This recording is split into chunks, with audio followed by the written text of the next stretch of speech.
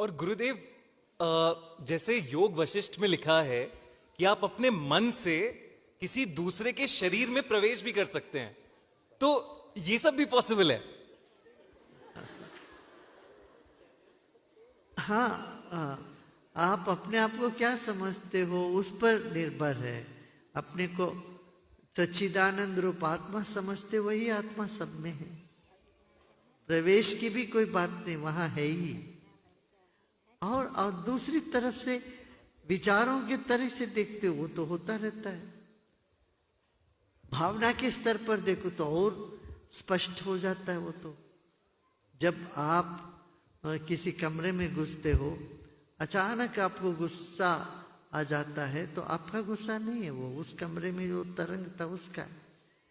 तो व्यक्तियों के भावना एक दूसरे में घुस जाता है। तो भावना भी जो है ना, विचार है, भावना है, उससे सूक्ष्म है अपनी चेतना। ये तो प्रत्यक्ष है।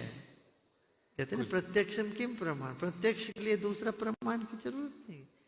कोई एक रो रहा है, एक बच्चा रोता है, तो वहां देखो बाहर सारे बच्चे बिना कारण के रोने लगते हैं।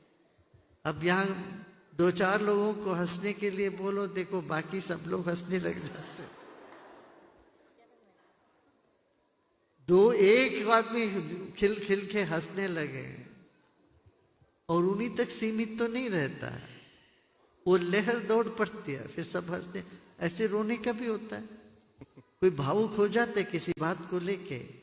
अब देखो गणपति तो आ ही रही है, गणपति पप्पा मोरया करके हम वो कहते, महाराष्ट्र में देखो कैसे लहर दौड़ जाता है सबके दिलों में। अब दुर्गा पूजा आया तो बंगाल में वो देखो जैसे भजन गाते हैं, सबके भीतर वो बात आ जाती है।